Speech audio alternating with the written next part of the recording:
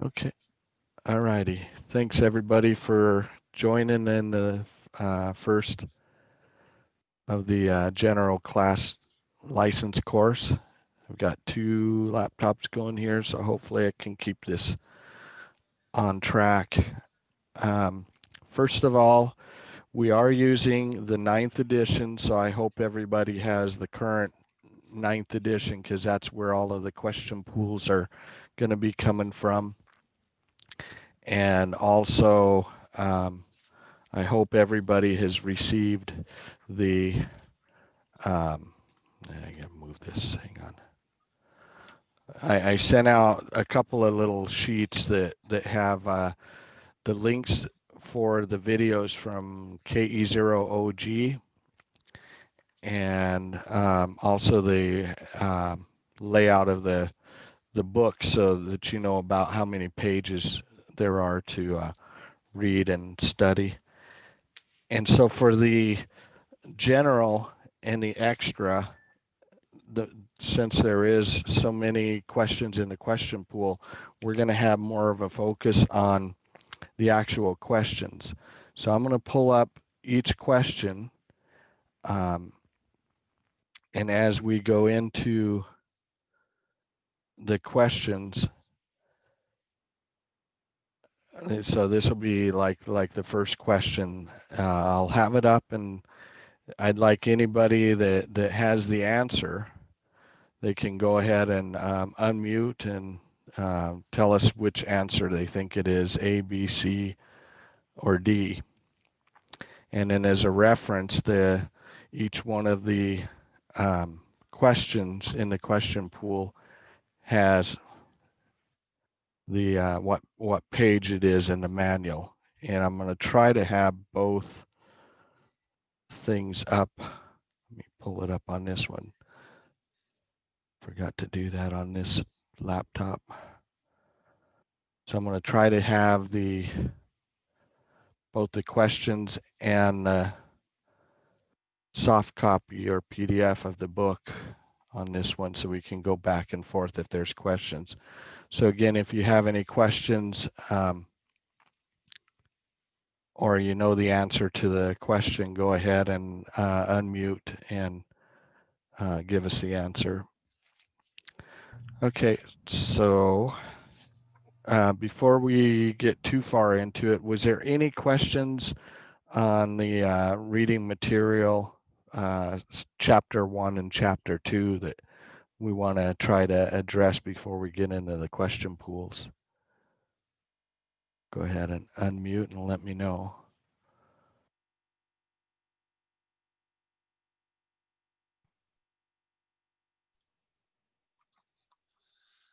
Wow, sounds like everyone, everyone didn't have questions. It was easy, right? We've all gone through it. All righty, let's go ahead and get started into the questions then. I need to move this over. That's okay. When choosing a transmitting frequency, what should you do to comply with good amateur practice? A, ensure that the frequency and mode selected are within your license class privileges. B, follow generally accepted band plans agreed to by amateur radio community. C, monitor the frequency before transmitting. Or D, all of the choices are correct. D. D. And the answer is D. Yep. Which one of the following is true concerning access to frequencies? A, nets always have priority. B, QSOs in progress always have priority. C, except during emergencies, no amateur station has priority access to any frequency. Or D, contest operations must always yield to non-contest use of frequencies. C. D. D. C. C it is. Except during emergencies, no amateur station has priority access to any frequency. What is good amateur practice if Hey, propagation? Jim, Yeah. since there are a few people that said D, is there any discussion that people want to have to better understand why it's C versus D? Since it's more of a study group than studying just the question and answer. Why did some people think it was D? Feel free to speak up. We're all family here. It's all good. All right. Never mind, Jim. Keep it rolling. Okay. Yeah. So for G2B01, it's on page 2-2, and it's down at the very bottom of the page. So, wow, that's not really visible, is it? Nice try, though. Nice Keep try. Okay. All right. Well, maybe it is Page the is the- why did we pick C? I'm sorry, which page on the license manual are we at? On page 2-2 is where the question or the answer is, or that section. And it's question G2B01. So, Why did people pick C? What is the rule of AM that makes us pick C? I'll venture a guess. I know what the answer is, but we're guest users of the frequencies. We're at least these, and we're allowed to use these. But for those of us operating in the United States, we don't make the rules. So if something else happens, we guest users, if I'm not mistaken. And other than emergency, we yield to everything emergency, and then we aid to the emergency. yeah, so anytime that there's an emergency, everyone should stop and allow the emergency traffic to proceed and answer that particular emergency.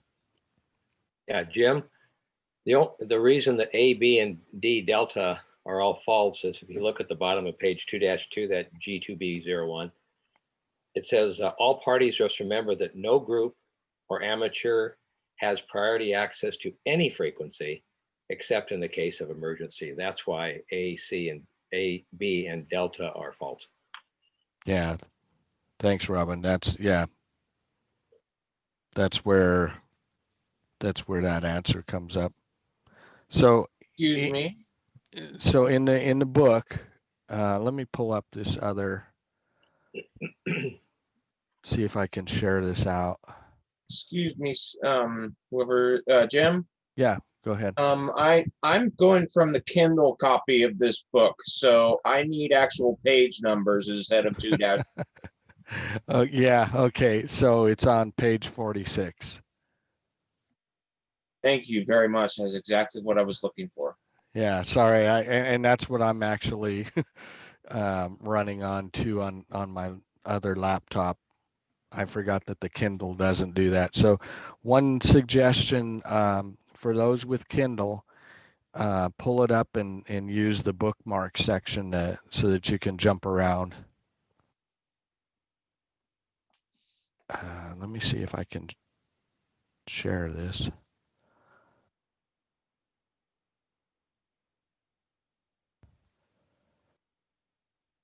Okay. So here is, oh, come on. What is this doing?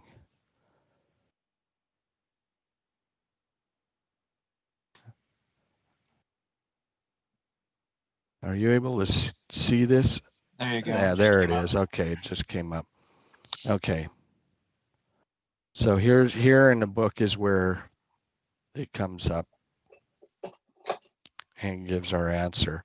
All parties must remember that no group or amateur has priority access to any frequency except in the case of emergency communications. So they always have the answer usually in the paragraph right in front of or right before the actual question. Okay, let me.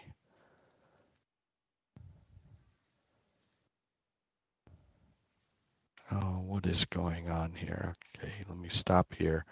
This may not work. I may have to try to just use the, okay.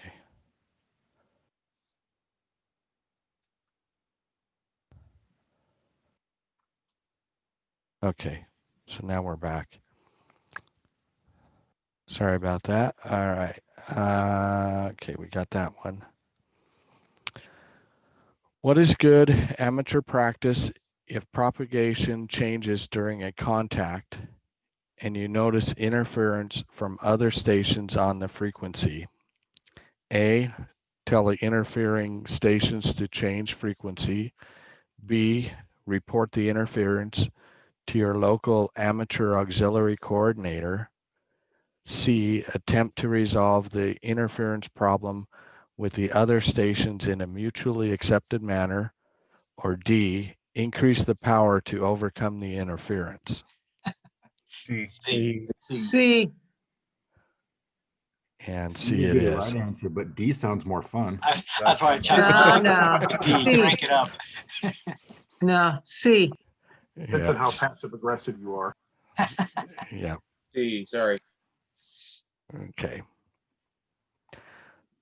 When using CW transmitting frequency, what minimum separation should be used to minimize interference to stations on adjacent frequencies?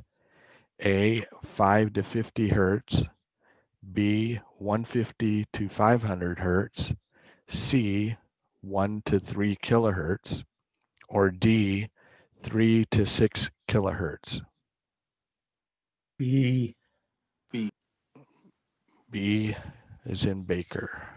It's correct. 150 to 500 hertz. Hey, Jim, that's Bravo for amateur radios. Yes, Always one in the group. God, I gotta get him. boy. Don't worry, I'll be the one to say Z at the end. Okay. The thinking behind B, how much do you need for voice? So voice, And is like 3 kilohertz. so voice is this one in SSB, and you already gave the spoiler alert. Oh, I'm sorry. I was just But trying that's to fine. But that's give a fine. little logic behind why, code is lower. It's lower Yeah, bandwidth. We can get code- more through. Yep, code has just that narrow, it's the narrowest of modes that is being used, and it only occupies usually about 400 to 500 hertz. And then, like you say, the SSB or the voice is going to have more bandwidth. So when selecting an SSB transmitting frequency, what minimum separation should be used to minimize interference to stations on adjacent frequencies? And approximate C, no, that's fine. C is, I knew this question was coming right after it because they were walking us up in the different ones. So C is the correct, approximately 3 kilohertz for voice or SSB transmit.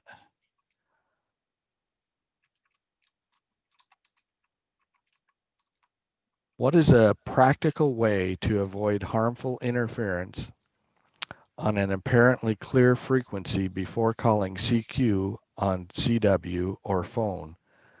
A, send QRL on CW followed by your call sign, or if using phone, ask if the frequency is in use followed by your call sign.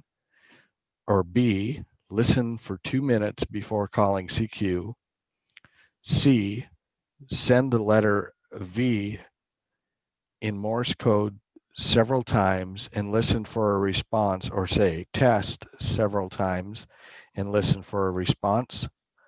Or D, send QSY on CW, or if using phone, announce the frequency is in use, then give your call sign and listen for a response. A. A. A. A is correct. Send QRL if you're on CW, or if you're on phone, ask, is this frequency in use, followed by your call sign. That's a gimme question. Yep. Or you could say QSY and CW and then change. So I thought the first rule was you always listen before you transmit. Correct. You always listen, and then Then if why you're, is B not correct? Where does the well, it's- 2-minute time box come from? yeah, Well, I guess the time box of 2 minutes is arbitrary, but we are supposed to listen before we transmit. I just to clarify for myself. yeah. You should This is- always listen, but 2 minutes would be a really long period. Okay, and 2 minutes kind of is a long randomized. time, so. Yeah. This is Daniel, KO7WM. Hey, Daniel. Yeah, you should listen first, but there's situations where they have maybe taken a 5-minute break on a QSO, and they're kind of waiting for the other guy to come back. So even listening won't satisfy that. That's why I do QRL. QSY is changing frequency, by the way. And QRL is this frequency in use? Gotcha. Okay. That makes it more understandable for me. Okay. Which of the following complies with good amateur practice when choosing a frequency on which to initiate a call? A, check to see if the channel is assigned to another station. B, identify your station by transmitting your call sign at least 3 times. C, follow the voluntary band plan for the operating mode you intend to use. Or D, all of these choices are correct. D. D, Delta. I'll say D. The correct, Charlie. the correct is Charlie. Follow the voluntary band plan for the operating mode you intend to use. And that's on page 2-2 again. Why do you think A is false? You can't assign a station Yep. a frequency, a channel, Exactly. and you don't identify your station by transmitting your call sign at least 3 times. Unless, well, like calling CQ, you could do that technically, but normally you're going to call CQ 3 times, not your call sign 3 times. Right.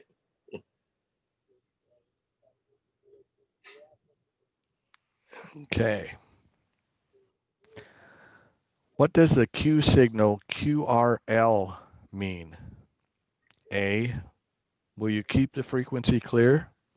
B, are you operating full break-in, or can you operate full break-in? C, are you listening only for a specific station?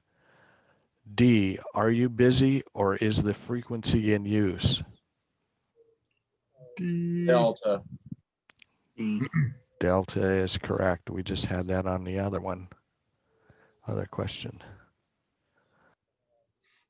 Which of the following are examples of NATO phonetic alphabet? A, Abel, Baker, Charlie, Dog. B, Adam, Boy, Charles, David. C, America, Boston, Canada, Denmark. Or D, Alpha, Bravo, Charlie, Delta. Delta. Delta. Delta, Delta. D. Delta is correct. Someone was using A earlier. Yeah. Oops. Oops. What is normally meant by operating a transceiver in split mode? A, the radio is operating at half power. B, the transceiver is operating from an external power source. C, the transceiver is set to a different transmit and receive frequencies. Or D, the transmitter is emitting an SSB signal as opposed to DSB operation. C. Charlie. C. C is correct. the transceiver is set to different transmit and receive frequencies. Which of the following is a common use for the dual VFO feature on a transceiver? A, to follow transmitting on two frequencies at once. B, to permit full duplex operation, that is, transmitting and receiving at the same time. Or C, to permit monitoring of two different frequencies. Or D, to facilitate computer interfaces. Charlie. Bravo Charlie. or Charlie.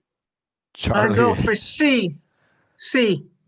Bravo for the reason that you could use it for satellite satellite communication. Go for it, Daniel.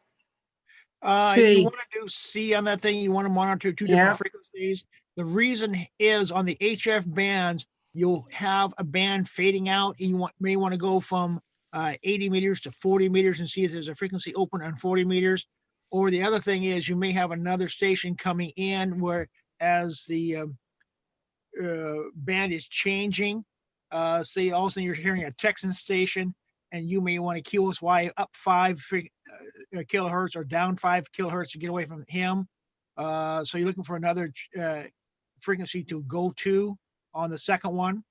The third reason is you may be doing a contest and you had a rare station and you're monitoring that rare station till his pile goes away. And so you can jump over there and grab that contact for your log.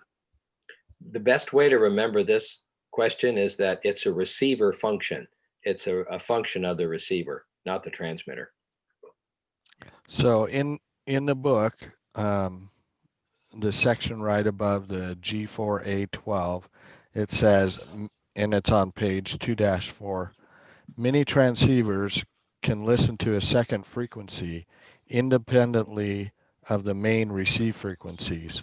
If you're trying to contact a DX station, this allows you to listen to both the DX station and the pile up at the same time. As a result, you can quickly find the right transmit frequency.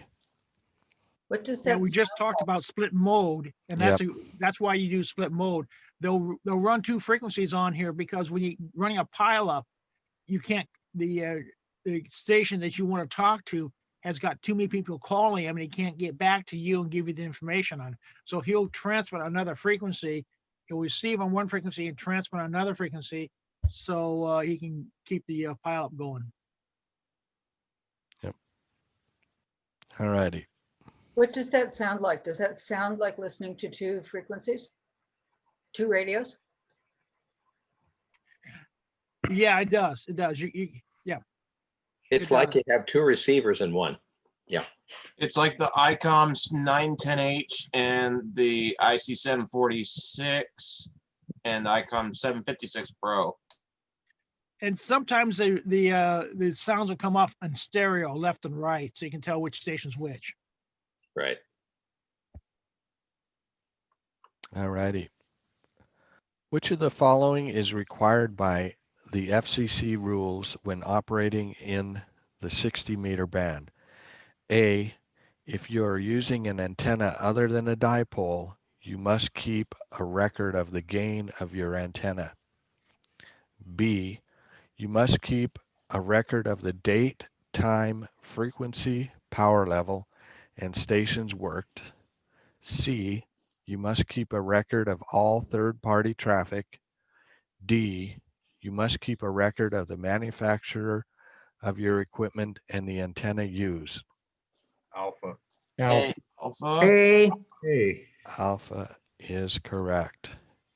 If you're using an antenna other than a dipole, you must keep a record of the gain of your antenna. What is the recommended way? Hello? Yeah. I'm so sorry. On the one that everyone was discussing, I'm still confused. The G4A12, which one was the answer? G4A12 Was it to is permit full duplex? no, it's the Charlie to permit monitoring of two different frequencies. That's, And that's on page 2-4. And that was for receiving. You're receiving, monitoring two different receiving frequencies? yes. Yes. Correct. Correct. Okay. All right. Thank you. Thank you. Okay. Sorry. That's all right. That's a good question. Yep.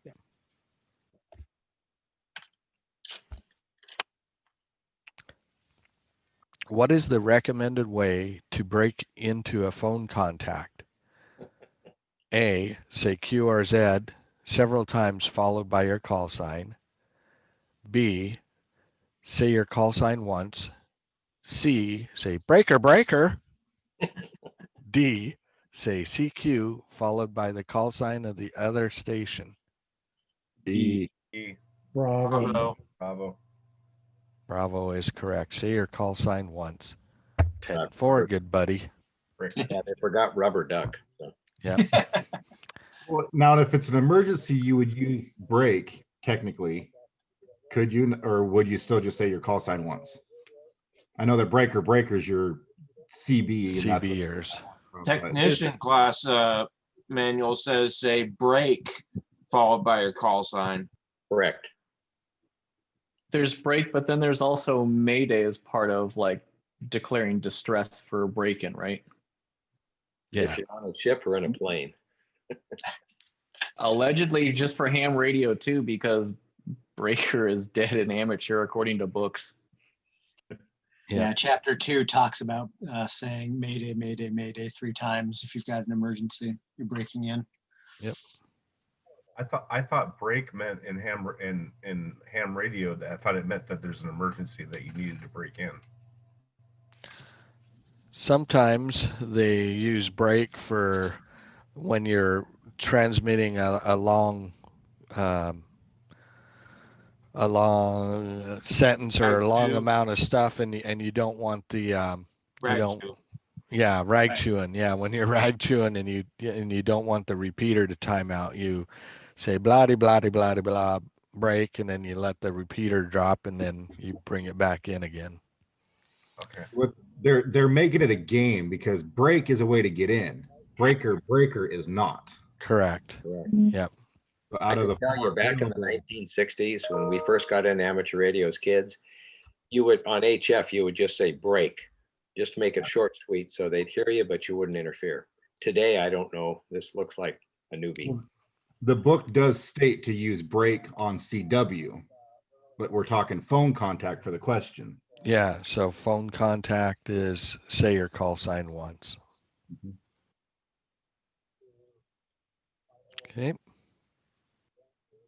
So the gotcha on that one is that it's phone and not CW. Yeah. Yep. So this is saying breaking into a phone contact. So you would want to say your call sign once. Generally, who should respond to a station in the contiguous 48 states who calls CQDX? A, any caller is welcome to respond. B, only stations in Germany. C, any stations outside the lower 48 states. Or D, only contest stations. Charlie. C is in Charlie. Charlie is Charlie. correct. You're trying to get out of the United States. What is the voluntary band plan restrictions for U.S. stations transmitting within the 48 contiguous states in the 50.1 to 50.125 megahertz band segment? A, only contacts with stations not within the 48 contiguous states. B, only contacts with other stations within the 48 contiguous states. C, only digital contacts. Or D, only SSTV contacts. Alpha. Alpha is correct. Only contacts with stations not within the 48 contiguous states. I have a question before we go to the next one. Why are they quizzing us on 6 meters? I mean, probably just to reinforce what we have what we know on tech, right? This is not a question that's in the technician question pool. It probably should be. But that is the quiet zone for a foreign station on 6 meters. So, yeah, Okay, I just wish there were more transceivers that were 6 meters that I could have access to. A lot of your HF rigs will have 6 meters on it, and some of them now are having 2 meters and 440 on it as well. But most of your HF rigs will cover 6 meters. So the book says page 2-5, G2B08.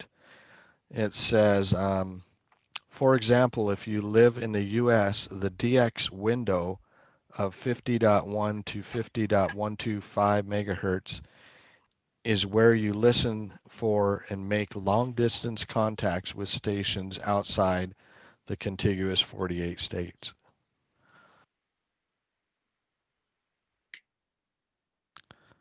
Okay, which of the following is a good way to indicate on a clear frequency in the HF phone bands that you are looking for a contact with any station? A, sign your call sign once, followed by the words, listening for call. If no answer, change frequency and repeat. B, say QTC, followed by this is in your call sign. If no answer, change frequencies and repeat. C, call CQ a few times, followed by this is, then your call sign a few times, then pause to listen, repeat as necessary.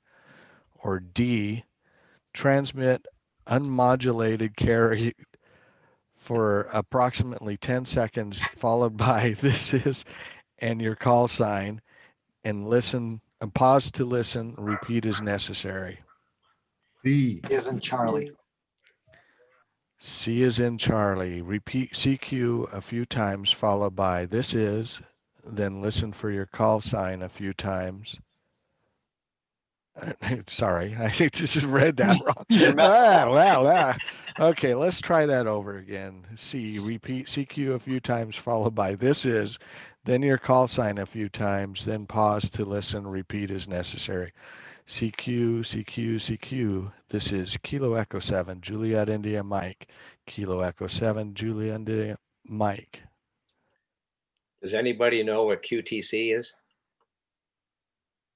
quality time control. No, okay. I have a message for you, or how many messages have you to send? That's what that is. Aha. Q code's fun. Thanks, Robin. What is a reason why many amateurs keep a station log? A, the ITU requires a log of all international contacts.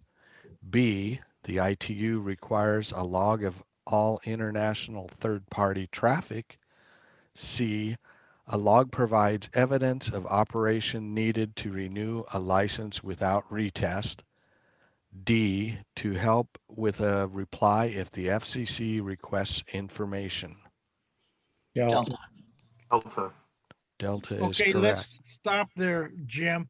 Okay. On the third-party traffic, if you're a third-party traffic outside the United States, you need to put that in your logbook. If you're using anything besides a dipole on 60 meters, you need to put that in your logbook. Those are the two things you need to put in your logbook, but it's not required by the ITU. It's required by the FCC, and it's a third-party traffic. It's outside the United States.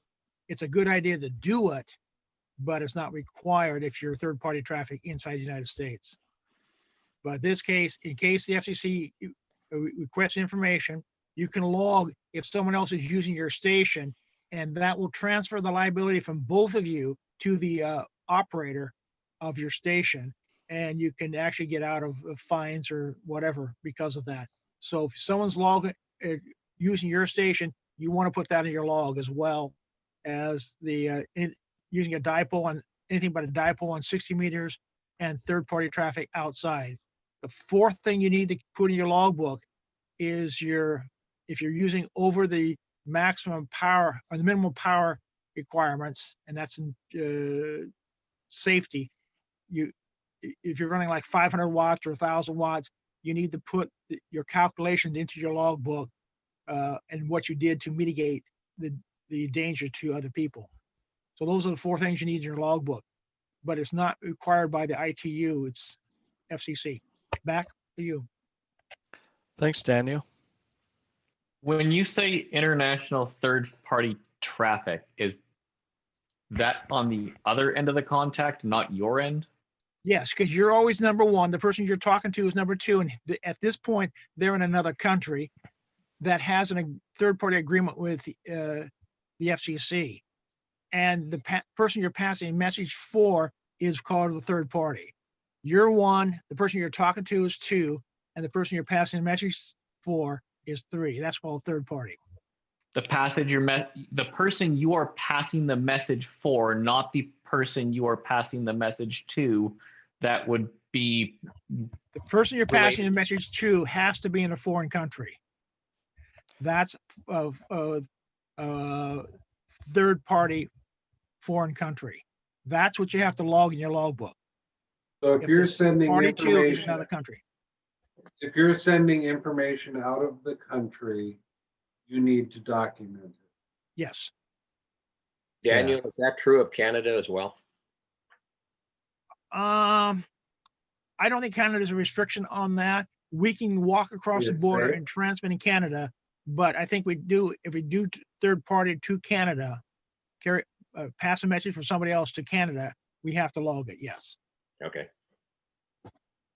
Yeah, an example of third-party traffic was back in the 80s when they had the big Mexico City earthquake. I traveled down to Mexico City to make sure my first wife's family was okay, and I got a hold of a ham down there, and I asked him to pass a traffic back to Colorado to let everybody know that, well, let my dad know that we made it safely, because there was no communications availability for a while down there. All the telephone and circuits and things were knocked out of whack. Alrighty. So in that example, your dad was the third party contact? I was third party because I You were the talked third to party. I talked to a ham down in Mexico, and then he talked to a ham in Colorado. Okay. And then actually, yes, my dad would have been third party too, because it wasn't the 2 hams that were on the air. The one from Mexico was taking my traffic and then relaying it to somebody in Colorado, who then called my dad on the phone and said, hey, they made it and they're okay. So Got it. question on third party then, if I receive a phone call from someone or just say, hey, can you transmit a message to someone in another country, that is third party traffic also, correct? Yes, because you're outside of the 2 hams that are amateurs that are communicating back and forth. So it's not just receiving a communication from somebody via ham and transmitting it. It's from any medium to ham. Yeah. Okay. Okay. Which of the following is required when participating in a contest on HF frequencies? A, submit a log to the contest sponsor. B, send a QSL card to the stations worked or a QSL via Logbook of the World. C, identify your station per normal FCC regulations. Or D, all of these choices are correct. Charlie. Okay, we Charlie. have some Charlies and 1 Delta. Charlie. I think it's Alpha. Yeah, what contest doesn't have you submit your log? What is the very best answer here? See, That's a Your very best answer is always or D. identify your C. always You don't- identify your You station. don't have to submit a log. Correct. And you Oh, don't and you have to don't send have a to send QSL card. cards. But you always have to identify. And what Jim said here, we want the best answer, not necessarily a good answer. So yeah, the best answer that's always true is C. And that's on page 2-5. They try to tempt you and take Yeah. it. Yeah, a lot of Is the other people. gotcha with this one? Sorry, I was gonna say, is the other gotcha with this one that it mentions the FCC and that's the thing to pay attention to? Basically, anything where the FCC gets thrown at you and the question is the thing to look for. I would Not like that, necessarily. but not necessarily. Yeah, I like that in this particular question because QSL cards and Logbook of the World, that's totally if you want to do it. And you can submit a log to the sponsor of the contest, but if you just want to play around, yeah, you can still play in the game. And so that, those are diverse. How do you call them, Daniel? What was the word that I'm trying to find? Diversionary tactics. Distractors, I think it is. Distractors. Yeah. Yep. And Alpha and Bravo are also courtesies as well.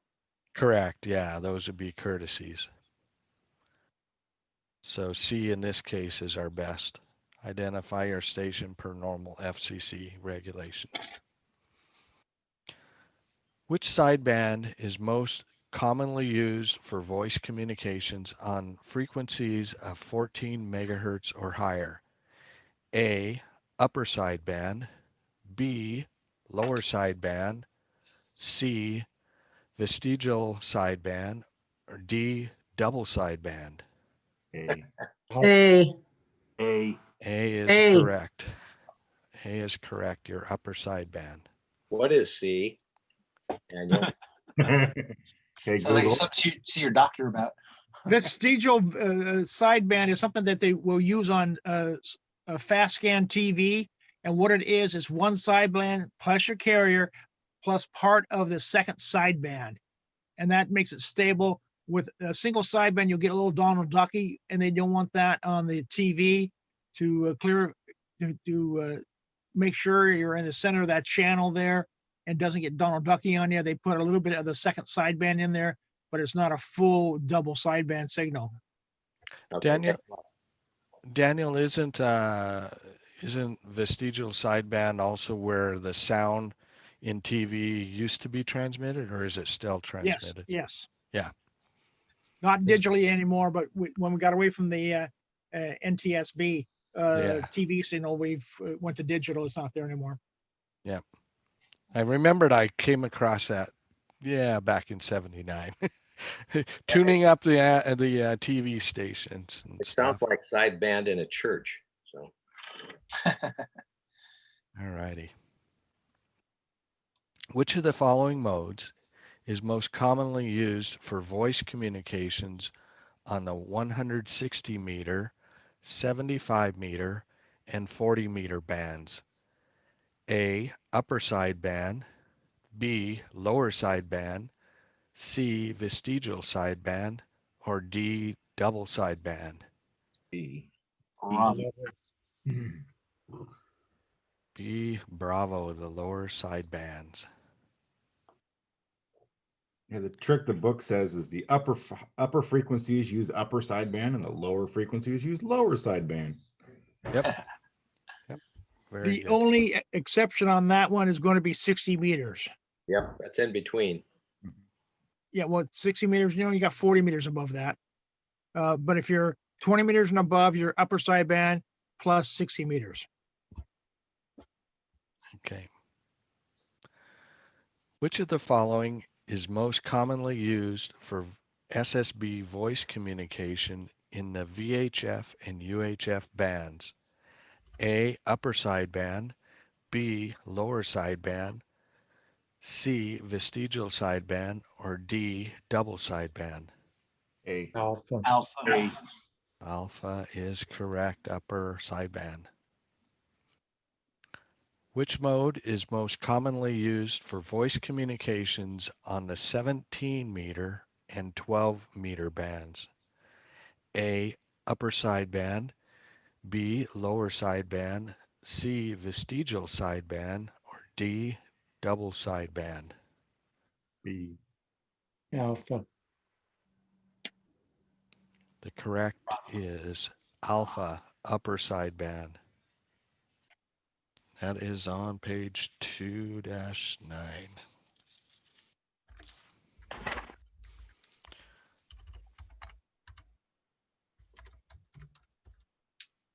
The cutoff is 40 for upper or lower. So which of the two sidebands is used? Because of technical considerations in early SSB radio design, good amateur practice is to use upper sideband USB on frequencies above 9 megahertz. Right. In Nine. other words, 20 through 10 meter bands, and lower sideband LSB elsewhere except on 60 meters. And then on VHF and UHF, the upper sideband is used. Hey, Jim, Yes. a quick definition of vestigial sideband. It's a type of actually amplitude modulation or AM modulation technique, and that encodes the data by varying the amplitude of a single carrier frequency. That's what the definition is. Cool. Thank you. I remember that from my early electronics days when we were doing the old NTSB TV stuff. Yeah, they called it VSB AM. Yeah. All righty, thanks. Which mode of voice communication is most commonly used on the HF amateur band? A, frequency modulation, B, double sideband, C, single sideband, D, phase modulation. Charlie. D. D. Charlie is correct, single sideband. Did we have some other answers in there? Nope. Charlie. Charlie, single sideband. Which of the following is an advantage when using single sideband as compared to other analog voice modes on the HF bands? A, very high fidelity voice modulation. B, less subject to interference from atmospheric static crashes. C, ease of tuning on receive and immunity to impulse noise. D, less bandwidth used and greater power efficiency. E. Delta. D, D. delta. Delta. Delta is correct. It uses less bandwidth and provides a greater power efficiency. Any questions? We're good? All righty. Which of the following statements is true of the single sideband voice mode? A, only one sideband and the carrier are transmitted. The other sideband is suppressed. B, only one sideband is transmitted. The other sideband and carrier are suppressed. C, single sideband SSB is the only voice mode that is authorized on the 20 meter, 15 meter, and 10 meter amateur bands. D, SSB is the only voice mode that is authorized on the 160 meter, 75 meter, and 40 meter amateur bands. Bravo. Bravo. Yep. Oh, And this is the correct, the only one sideband is transmitted, the other sideband and the carrier are suppressed.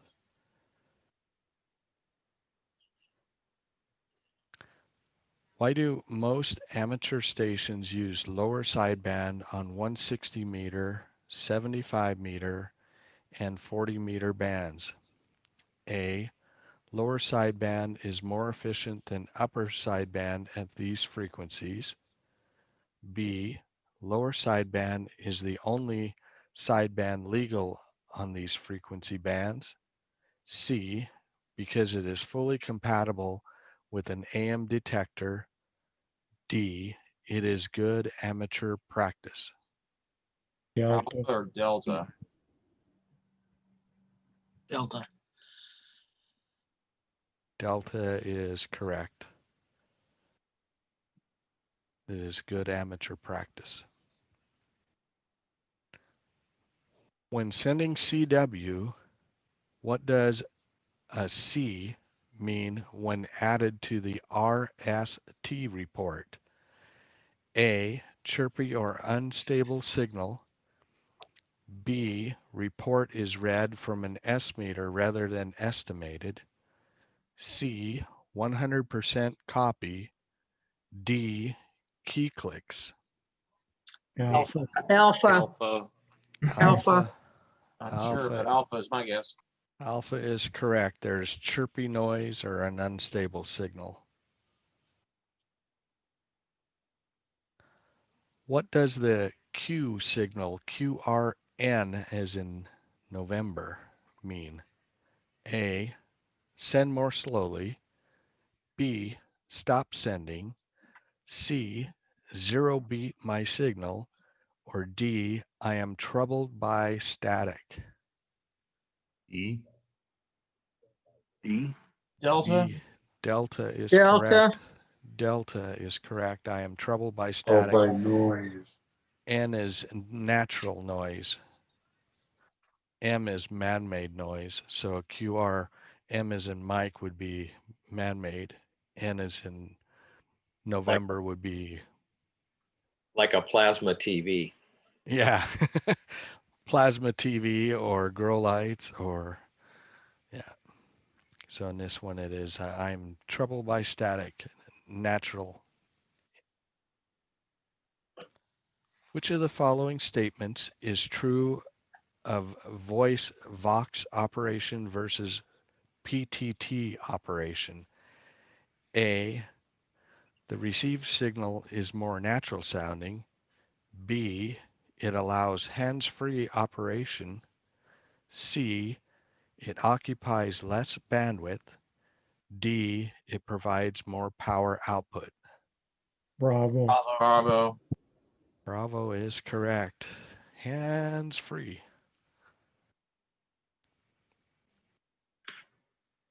Which of the following describes full break-in telegraphy, QSK? A, breaking stations send the Morse code pro sign Baker Kilo or BK. B, automatic keyers instead of hand keys are used to send Morse code. C, an operator must activate a manual send receive switch before and after every transmission. And D, transmitting stations can receive between code characters and elements. D. Delta. Delta. Delta. Delta. Delta is correct. You can actually hear the receive audio in between your characters and elements. What should you do if a CW station sends QRS? A, send slower. B, change your frequency. C, increase your power. D, repeat everything twice. Alpha. Alpha. Alpha. Alpha is correct. Send slower. I sent that a lot. They can't slow down anymore for you, Jim. Come on. Exactly. Yeah. What does it mean when a CW operator sends Kilo November KN at the end of a transmission. CW operator sends KN. KN. A, listening for novice stations. B, operating full break-in. C, listening only for a specific station or stations. D, closing station now. Charlie. I Charlie want to say is alpha. C, Charlie. Charlie is correct. You are asking only that specific station to come back to you. What is the best speed to use when answering a CQ in Morse code? A, the fastest speed at which you are comfortable copying, but no slower than the CQ. B, the fastest speed at which you are comfortable copying, but no faster than the CQ. C, at the standard calling speed of 10 words a minute. D, at the standard calling speed of 5 words per minute. Bravo. Bravo. Bravo is correct. Always send at the fastest speed at which you are comfortable copying, but no faster than the CQ. What does the term zero beat mean in CW operation? A, matching the speed of the transmitting station. B, operating split to avoid interference on frequency. C, sending without error. D, matching the transmit frequency to the frequency of a received signal. Delta.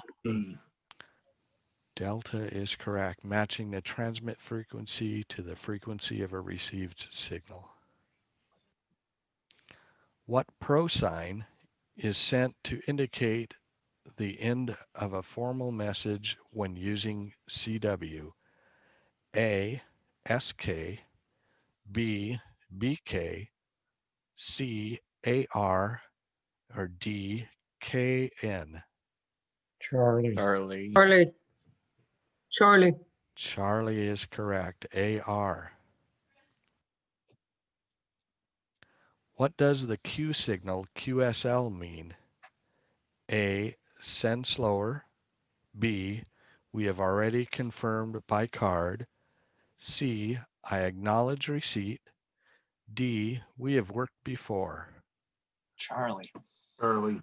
Charlie is Charlie. correct. Charlie, I acknowledge receipt.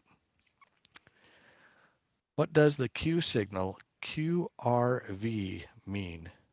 A, you are sending too fast. B, there is interference on the frequency. C, I am quitting for the day. D, I am ready to receive messages.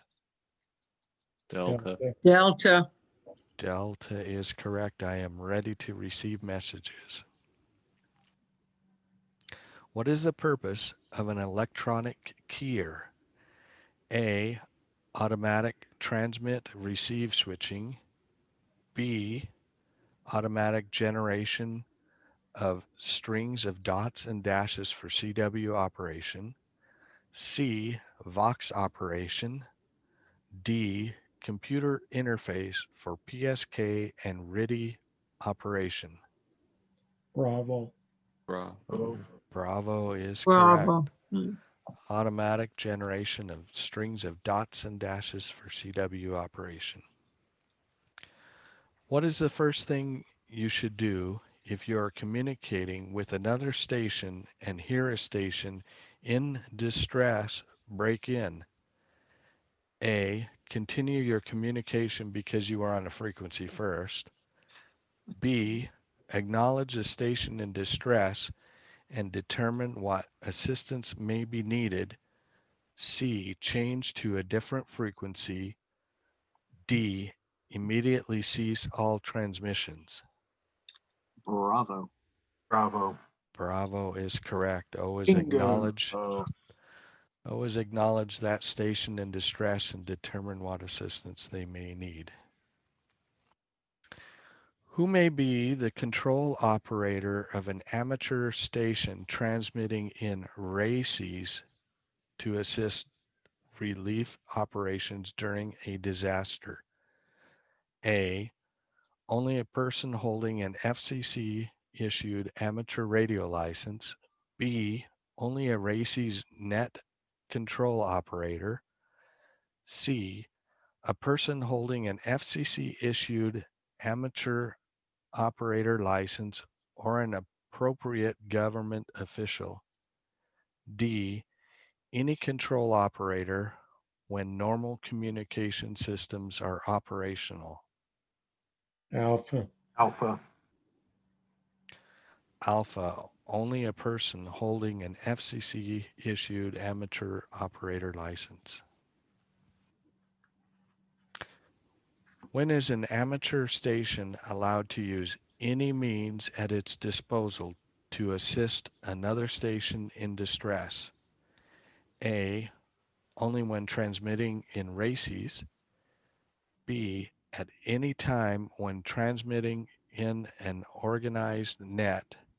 C, at any time during an actual emergency. D, only on authorized HF frequencies. Charlie. Charlie. Charlie. Charlie is correct. At any time during an actual emergency. What frequency should be used to send a distress call? A, whichever frequency has the best chance of communicating the distress message. B, only frequencies authorized for RACES or ARES stations. C, only frequencies that are within your operating privileges. D, only frequencies used by police, fire, or emergency medical services. A. Alpha. Alpha. A. Alpha is correct. Whatever frequency has the best chance of communicating the distress message. And that, my friends, is the end of the test questions that are So- specifically covered in the book for chapters 1 and 2. So what I did was I customized, you see that they have a mix of the different numbers. And so I followed exactly what was in chapters 1 and 2. So I have a question regarding, I can't find it, the CW one, the one regarding ending the contact, where they can't, the answer was C, saying AR, but SK also represents ending of a contact in CW. It's that it's a formal versus an informal ending. A quote unquote formal ending is AR. Okay. I think SK was generic, But if I could ascribe a term to it. AR means I'm done with my message to you. SK means I'm shutting down. Goodbye, folks. Sayonara. Got it. That's way clearer. Yeah. Da-da-da. Yeah. SK is always, I'm done. I'm turning myself off. I'm not listening to anybody else. I'm going silent key. AR is my message is done. I'm still listening though. I'm still on frequency. SK is equivalent to when you say voice, you say clear. Yes. Okay.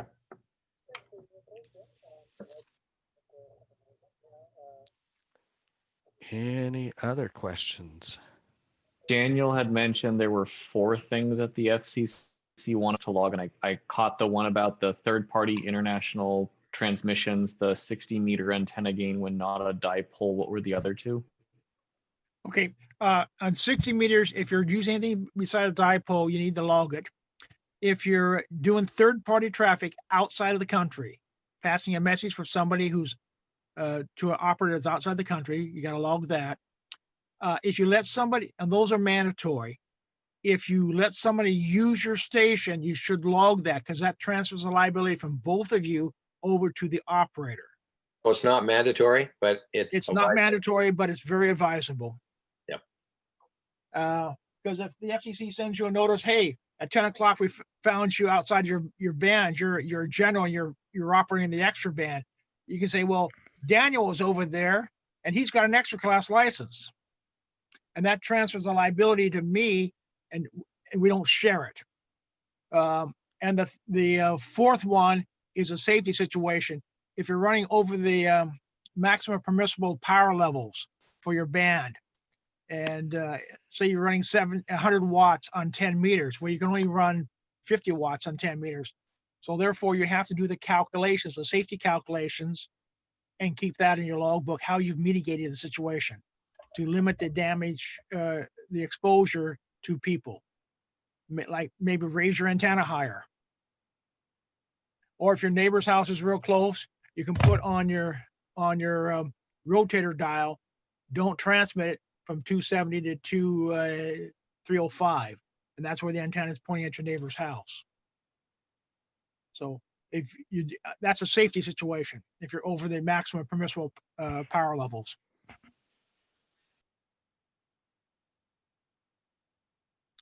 That answer your question?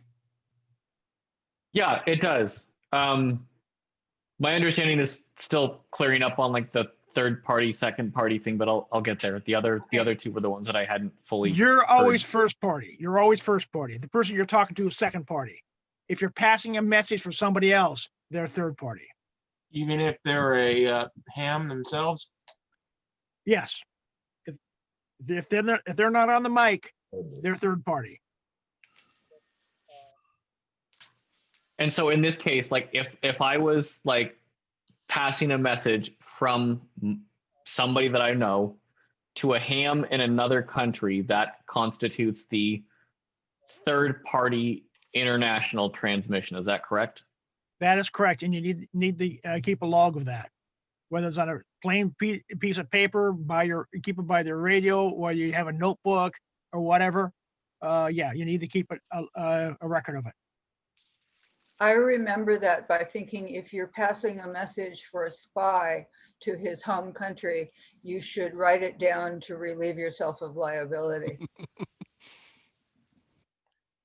You have experience with that? No, I'm a baby general. Hey, it's good to see Katie on from Sunday night as well. Yeah, I'm trying to do both at the same time. Good for you.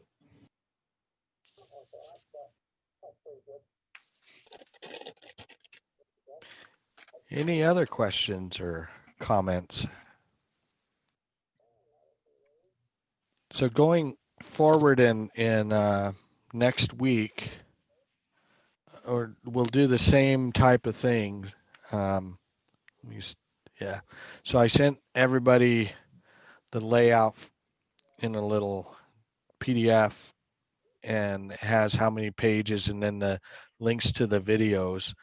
And what I'll do is, again, the questions that we'll go over are directly in the book.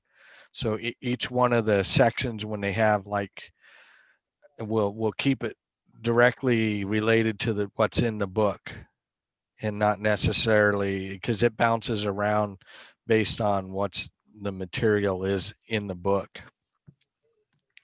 And I like this layout a lot better because as you're reading along, you'll find the different questions match up with the material a lot better.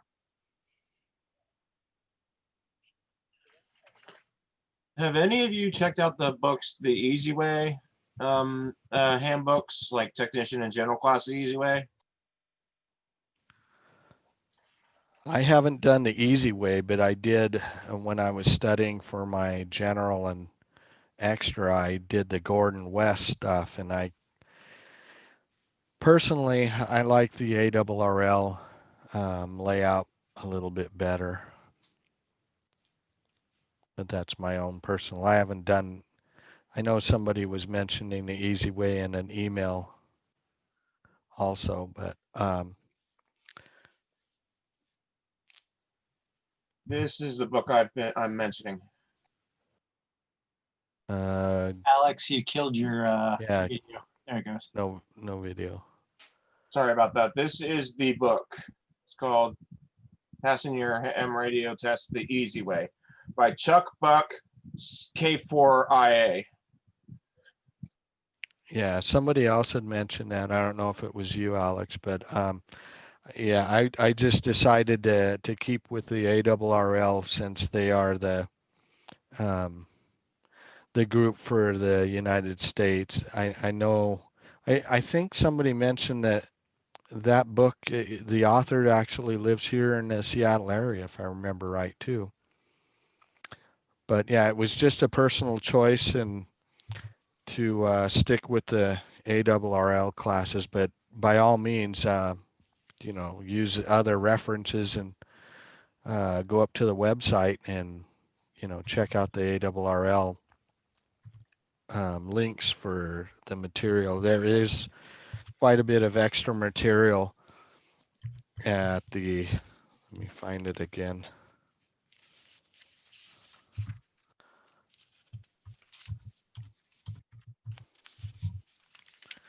Yeah, where'd it go?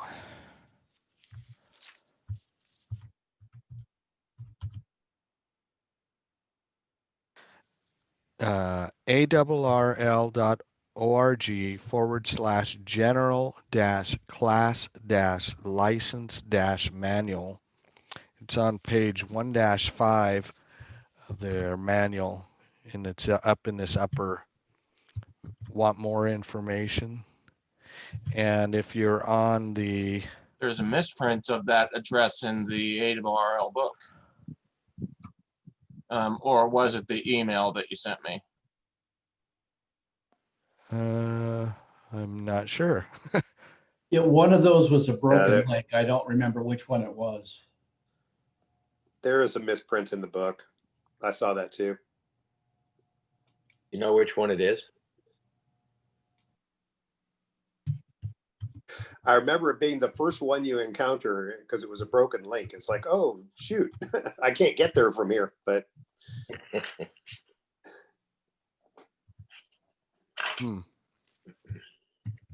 Well, if anybody finds it in the material that I've sent in an email, please reply and let me know. Oh, that was the other thing I wanted to do. Is everybody here okay to do an opt-in and have email from our general study group? Because before I've been always BCCing everybody, trying to respect privacy and things like that. But if you want to do some sending questions and things back and forth, or having other little chats, we can do that too. If there's anybody that does not want me to put their email, please send me a. Send you an email. Yeah, send me an email saying don't use my Don't email. email me. Or put it in a chat window to me. Otherwise, I will go ahead and consider you all opted in. Oh, and Sunday night, I didn't know about a program. Let me find it again, called Signal. People are smarter than me know about Signal, and evidently it is a very good messaging program that doesn't have pressing. Yeah, the idea behind Signal is that the people that made it are hypersensitive to personal privacy. So it, unlike WhatsApp, it's not backed by a large corporation looking to scrape your data and sell it for like personalized ad targeting. Yeah. I've been using it for a couple months. You actually had my wife in your Sunday night class, and I don't know if she's the one that proposed it or not, but I know she's in that study group. But it functions much like any other messaging service you have as far as text. There's groups, there's the ability to send images, and I think it also has voice support as well. Yeah. Yeah. Well, it was Miko that suggested it. Yeah, it's been around a while, and a lot of attorneys that were patent attorneys started it a long time ago because they needed that privacy. And now it's just exploding with what's going on in the telecommunication neighborhood. So, Oh, very cool. I didn't know about the backstory on it. I had a coworker of mine had mentioned it to me, and then I just keep seeing a bunch of these, I'm going to call them memes or infographics going around about how much like Facebook Messenger scrapes versus iMessage versus WhatsApp versus all these other systems, and then it's like Signal and the box is empty. yeah, it's what they call point-to-point communication, and it works pretty well. Probably the only people that can hack it are the NSA. It is free and open source, so you can inspect the code yourself if you're a security professional and check Yep. to see if there are any bugs or vulnerabilities. You have to sign up for that? You just download it out. You have to download the app to run the app, but to view the source code is free and does not require the app. No, in no, terms of communication. no, the sign up is just your phone number. It's so like WhatsApp, it's tied to your mobile phone number. And as soon as you download it onto your, for example, your desktop or your iPhone or whatever, it'll automatically go into your address book and pull anybody up that's also on Signal and make an address listing of all the Signal people you already have in your address book. So Robin, if you have like hundreds of people in your contact on your phone, can you specify which ones you approve for using in the Signal? Or I started using it about 4 or 5 months ago, and I only had one person in my whole address book. Now I've got a whole laundry list because everybody's finding out about it. I really don't have an answer for that yet.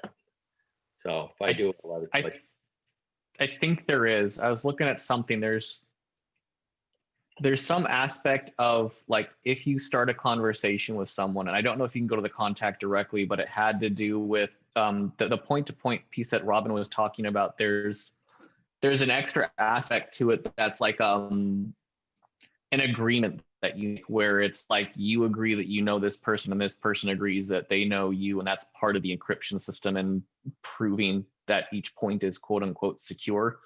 But there is an aspect of that where you can say that I don't think this person is secure anymore and like quote unquote unverify your contact with them, but I don't know how it impacts like being able to continue communication.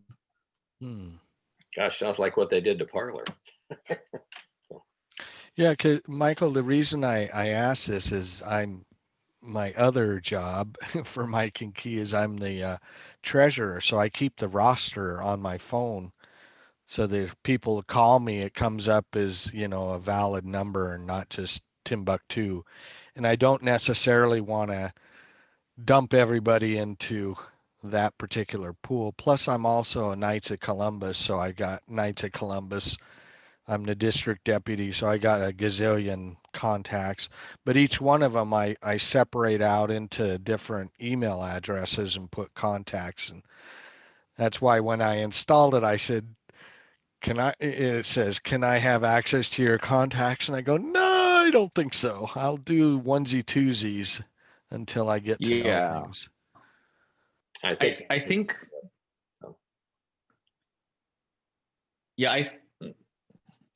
I'm trying to think about like the import mechanism and what that'll do, because I don't know if there's a way to like not broadcast that you're on Signal when you sign up. That might be a setting. And then I know there's a setting for getting notified when somebody joins Signal that you have in your quote unquote Signal contact list. I mean, it's you definitely have a situation that, warrants some grooming of contacts across messaging applications and, not wanting to declutter, as it were. I don't know. That's a good question. Definitely. So, I mean, if anything, you can always just go through and just start removing them from the Signal list, I think. Although that would be potentially an all-night adventure if your contact list is that large. Yeah. Hey, Jim, what chapters are we doing next week? Oh, so let's see, chapter 3 has 16 pages and 12 videos are, I think we can, I think let's try for 3 and 4. Chapter 4 has Chapter 4 is 43 pretty long. Chapter 4 is really long. Yeah, and lots of videos. Okay. Maybe just chapter 3. All right. I'll bend over and say just 3 then. And then we'll save 4 for one by itself. Cause yeah, I'm looking at 44 minutes on a video, 33 minutes, 31. Yeah, there's at least 3 or 4 hours of video, but you have all week.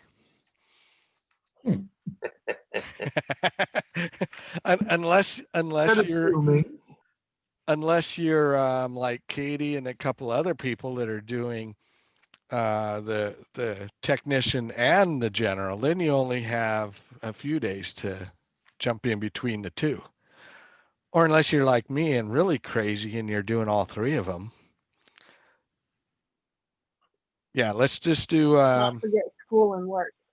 yeah, don't forget school and work and Family. your Yeah, this other family. family and your day jobs. And so Well, this was really yeah. helpful. Thanks for setting us up, Jim. This was really good.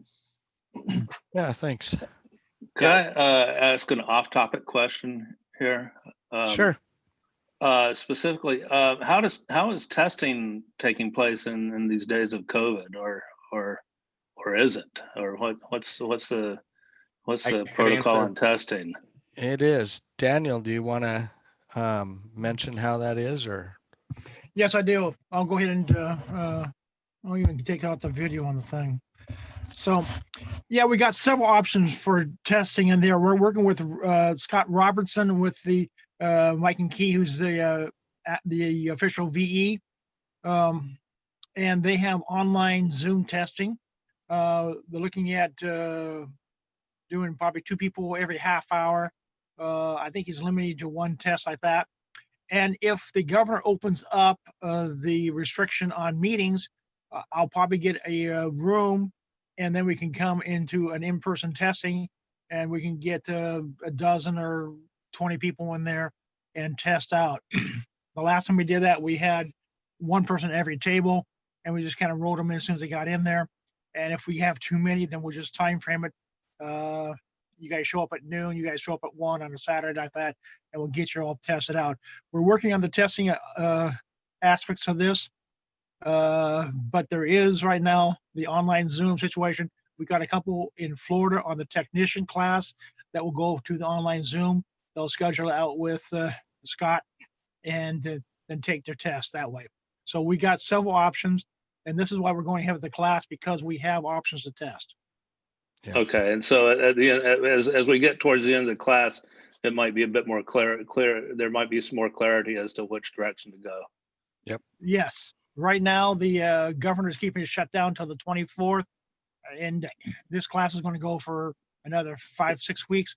So we're talking the end of February. So we have another month to get that clarified. Okay. Great, thank you. Just for reference, I got my ticket via a Zoom exam in May of this year. I went through Columbia University's exam team. I think it was like Columbia University and like was it the Greater LA GLARD, Greater LA Radio VEC, Group.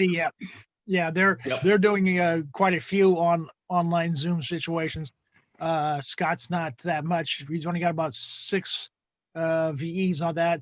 They'll send you off into a Zoom room with 3 VEs watching, and so he has 2 at a time at this point. But they've had like 30 some sessions since September here when they started it.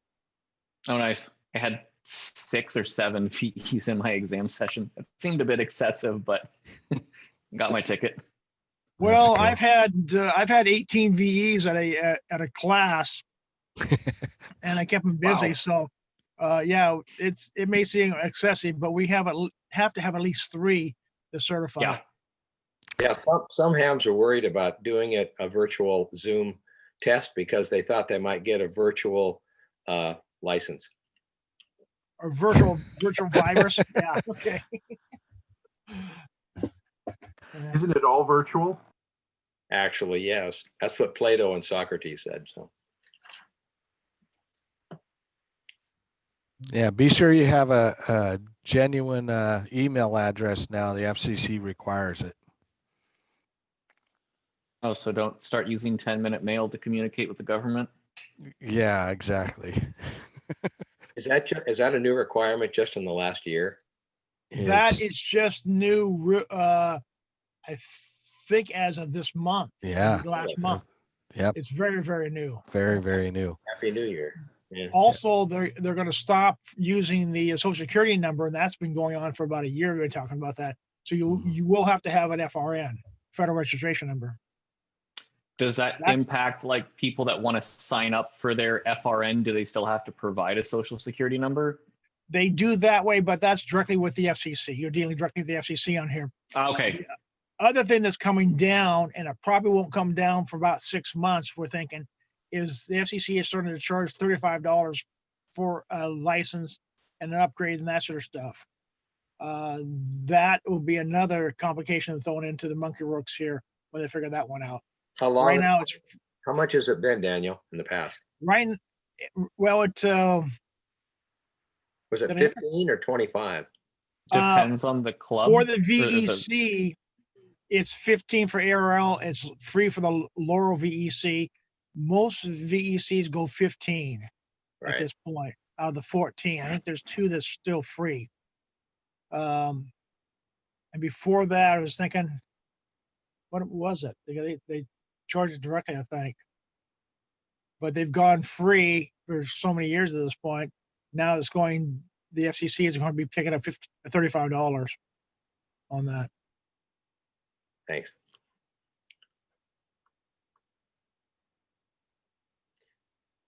Well, Jim, how many people do we have from the technician class? I know Katie is here, and I see Bill or William. You go by Bill or William?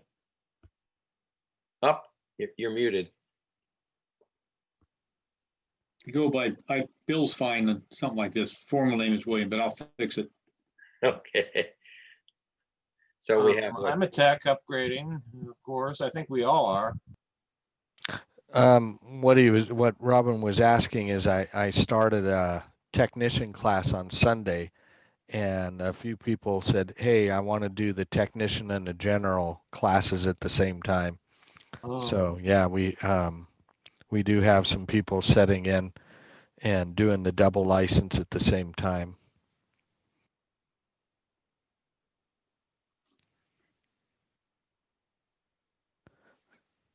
I have a question. Yeah, go ahead, Mel. Yes. I've been through chapter 3 and I'm struggling a lot trying to learn all the frequencies and limits and so on given in the band plan. Does anybody have any words of wisdom about the best way to that stuff? Is it more chapter 2 or chapter 3, Mel? Well, some in chapter 2, but you know, when we're dealing with you know, what frequencies can generals operate on, and 15 meters, 60, et cetera, et cetera.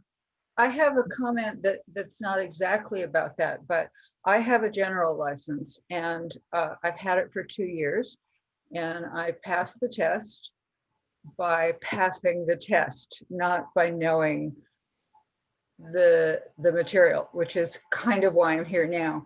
And what I did was I went to, let me see if I can remember, hamstudy.org. And it has tests that you can take. If you sign up, they will remember which ones you got right and which ones you got wrong. And when you answer, after you answer a question, they're the real questions from the real exam. After you answer the question, you can click the corner and it turns over the card and tells you the right answer and tells you why. gives you some information. But I did that. SchoolRZ.com offers practice tests like that as well. So I'm glad that there's another resource for that. Yeah, and it's sponsored by ICOM. But I went through and went through and went through and learned all the ones I could learn. And then there were about a dozen of them that were things like that, funny little numbers that don't relate to anything in my world. And I just said, okay, if there's ever an answer that's 124, take that one. There were a dozen questions that I just memorized the answer. I don't know what it means, but that doesn't answer the question of how do you really remember. And for the HAM plan, I just have it on my wall. But well, I suppose it's like engineering stuff. You go through school, you learn a lot of things, but then you forget it. But you have this gigantic reference book with all the different formulas and answers you need. And that stuff seems to me to follow the same path. You really don't have to remember it for using it. You look it up, I suppose. And anything you use frequently will stick in your head. Yeah. Yep. I can relate on the ham study. I hit that thing for probably about a month between that and hamradioprep.com before I got my technician ticket. And I studied for the test I was taking and not necessarily for all the knowledge I was trying to absorb in that same period. Yeah, and the ARRL has their exam review. It's in the manual too. I was trying to find where it was. It's right in the front. ARRL benefits.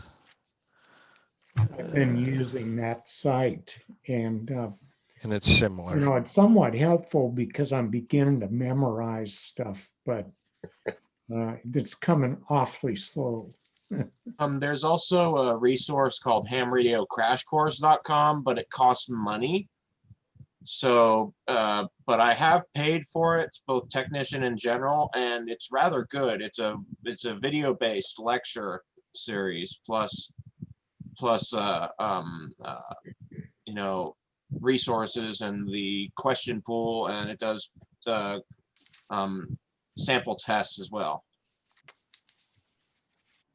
One thing, Mel, that as kids back in the 60s, we had the transmitters and receivers, especially receivers that had the dials. They weren't digital, and you could actually see where they were on each band. And just by playing around visually, it kind of orients you visually. And that's what it sounds like you're asking. How do you get a visual representation? So if you can find a ham that has some old equipment, that visual connection and turning the dial and looking at it, just like we used to do in the old days, it makes it a lot easier, because looking at a book like this, it's pure mental. You don't have any visual really, other than a couple of band charts. Yeah. Okay, thanks for all the tips. Okay, Mel, this is Daniel. What frequencies are you having problems with? Are you having problems with the frequency in the meters or what? Let me see if I can find an example quickly.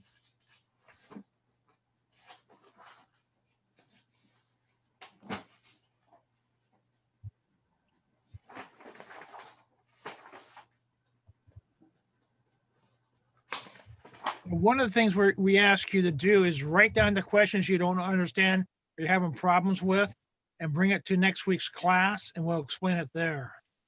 Yeah, okay. It's not a matter of understanding. It just seems to me that things like on 80 meters, for example, there are a lot of questions that are similar to this, where they say it's say 3.9. That's going to be a voice side of the 80 meters. Yeah. 3.9 megahertz. Are you in this band or whatever? Oh, yeah. So band edges. Yeah, the CW the CW Morse code is always on the lower side of the bands, and that's a 75, 80 meter, covers that whole area in there. So the top of that band is going to be 4,000, and so 3,900 or 3.9 will be at the sideband channel. Now you're down at 3525. That's where the general privileges start, and on 3,500, 80 meters, 40 meters, 20 meters, and 15 meters, the general privileges start in 15 kilohertz. So the general doesn't start operating at 3,500, it's 3,525, and 7,000 is 7,025, and that's 7,000 to 7,300 for the 40 meters. On 20 meters, it's going to be 14,025, and it's 14,000 to 14,350 for the band there. On 15 meters, it's 21,025 is where the general privileges start. And so what I look at, which bands do the general privileges have? When they start laying those out, I look for the first 25 kilohertz to be missing, because that's for the extras. It's a quiet area for the extras. That's on 80, 40, 20, and 15. That's 3,500, 7,000, 14,000, and 21,000 on those 4 bands. The first 25 kilohertz are reserved for the extra CW operators. So that's one of the things we talk about. Yeah, if I may break in here, that I'm right with Mel there. That explanation was excellent, but you really have to memorize it. And with, these few years of the internet. Yeah, there is a little memorization on that. It's more difficult. Yeah. Just as you're saying that, I have an idea for different people have different learning styles, but the radio I have doesn't have any visual information at all. So sometimes while I'm on the radio, I go to the Utah or the Morro Bay SDR on the computer, which is right next to the radio, and it's got a waterfall. And you can see on the waterfall the difference between an HF signal, a sideband signal, and a CW or a digital signal. You can see that. And as I say, different learning styles.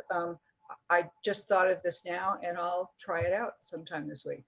Yeah, Mel, that's why I mentioned if you can find an older receiver or a transceiver from the 50s, 60s, or 70s that has the whole thing laid out like this, you'll actually see 80 meters and 40 and 15 and 10 and so forth and 20, and you'll see where the cutoffs are. So it's a visual way to learn, and people have a much easier time learning by visual most of the time. Yeah.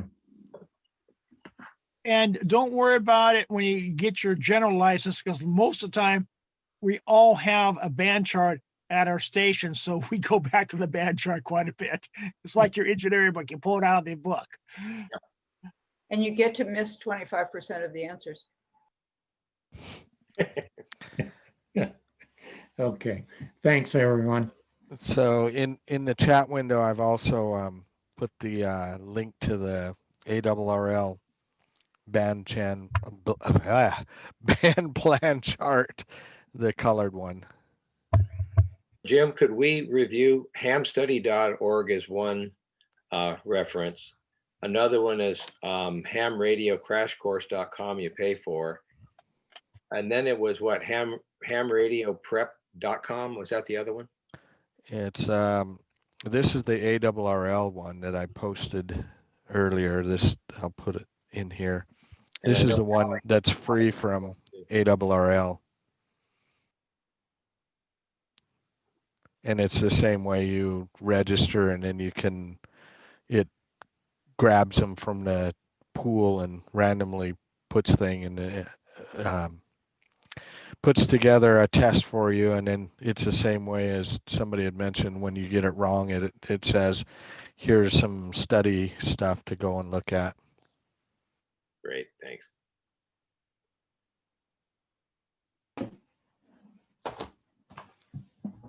Okay, well, thanks again. Yep. Thanks for the questions. Yeah, and if you think of anything during the week, feel free to send me an email, and we'll make sure to cover it.